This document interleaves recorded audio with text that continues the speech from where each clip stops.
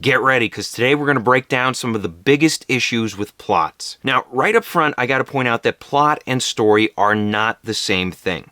Some people think the two are identical, but plot is actually a part of the greater story, which includes other key elements like character, theme, world building, etc. In simplest terms, plot is a sequence of events that drives the story.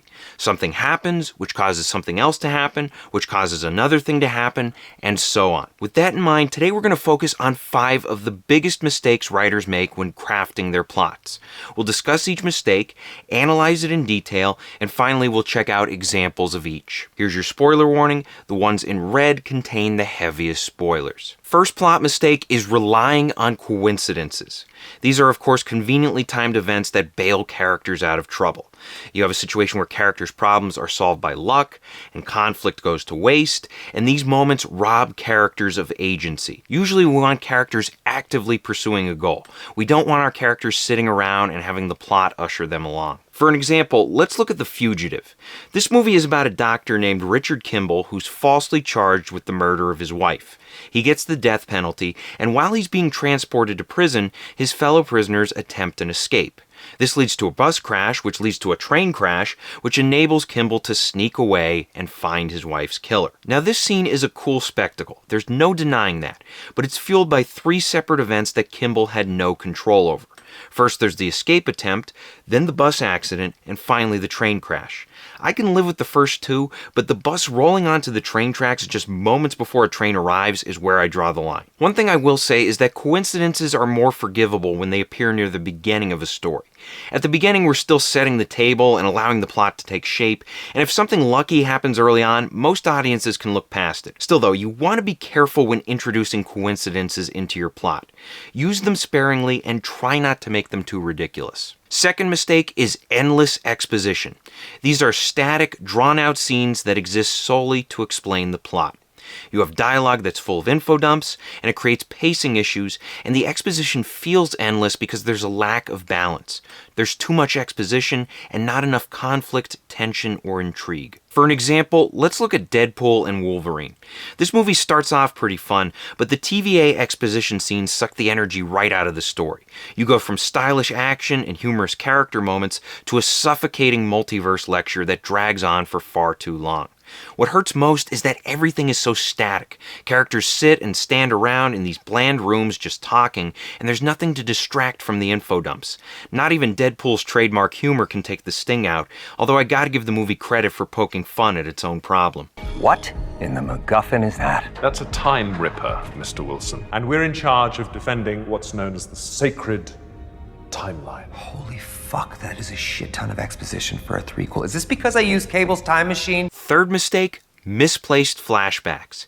These are flashbacks that ruin the plot's momentum because of their placement in the overall story. It's important to remember that flashbacks should deliver info that the audience wants or needs at a given moment. If the flashback doesn't do this, it can feel like an unnecessary roadblock rather than an insightful glimpse into a character's backstory. For an example, look at Season 6 of The Walking Dead. At the end of the 3rd episode, there's the infamous cliffhanger where Glenn appears to be killed after falling off a dumpster, and we're left to wonder, did he live? Did he die? Well, I guess we'll find out next week. Or I guess we won't, because next week's episode is actually one big flashback that focuses on a different character named Morgan. Now, the actual content of this Morgan episode is pretty compelling, but the placement is terrible, because after watching the 3rd episode, we're dying to know what happens to Glenn in the present, not what happened to Morgan in the past. This flashback could have worked much better if it followed a cliffhanger where Morgan had something at stake, but instead there's this disconnect, and the episode feels like a random and frustrating detour. Fourth mistake, the plot drives the characters. Normally, we want sensible characters driving the plot by pursuing goals based on common sense or personal motivations. Unfortunately, however, sometimes characters make questionable choices for the sake of the plot. They may ignore common sense in key moments, or they may take actions that conflict strongly with their established motivations. As for examples, you can find them in any second-rate horror movie. In Halloween Kills, the townspeople knock out Michael Myers, but instead of finishing him off, they stand around so that the studio can make a 3rd movie. Then in Prometheus, the so-called scientists risk their lives based on a cave painting, and later they pet a space cobra so that the plot can plot. Now, if horror's not your thing, you might be interested in Season 8 of Game of Thrones. Not only does stupidity run rampant here, but Daenerys burns down an entire city because the plot requires her to.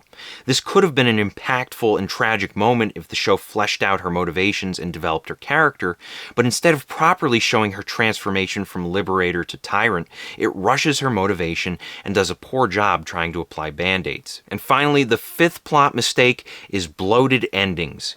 These are endings that overstay their welcome. You might have multiple endings with a sequence of events that drags on for too long, or you might have a false ending that leads to an extra ending. Either way, it stretches the plot beyond its ideal endpoint, and that's a problem because it leaves the audience fatigued and diminishes story impact. The example that always comes to mind for me is the Batman. I talked about this ending in detail in a recent video, and the problem here starts with how the overall plot is presented. This is not your typical Batman movie where he runs around doing superhero things. This one's a mystery in which Batman is a detective who investigates, finds clues, and solves riddles in order to expose corruption and catch the Riddler. Since this is a mystery plot, it's reasonable to expect that the movie will end once the mystery is solved and the killer is captured. About 2 hours into the movie, that's exactly what happens. Batman exposes Carmine Falcone, and then the Riddler is caught and taken to Arkham Asylum. Both villains are defeated. The end. But actually, that's not the end. The movie reboots its conflict and goes on for another 30 minutes as Batman battles a bunch of Riddler's henchmen in this drawn-out action sequence that feels like it belongs in another movie. Now, some will argue that this sequence was necessary because Batman had to complete his character arc in which he transforms from vigilante to hero. While that's a fair point, I'd argue that the movie should have found a way to wrap up his arc at the same time as the mystery. A story's main plot and its character arc go hand in hand, and these two are at their strongest when they're synced up, not when one concludes 30 minutes after the other. So I hope this helps. Question of the day: what plot mistake or cliche frustrates you the most? Let us know in the comments section below. Thank you for watching. If you want to support the channel, please pick up a copy of any one of my books and be sure to leave reviews on Amazon. The Half Murders is great if you like horror stories. It's about a woman and her daughter who enter a haunted house. They get chopped in half, and for them, the nightmare is only beginning. Also, be sure to check out my other videos, like, share, and subscribe. Maybe support me on Patreon. And as always, remember to keep on writing.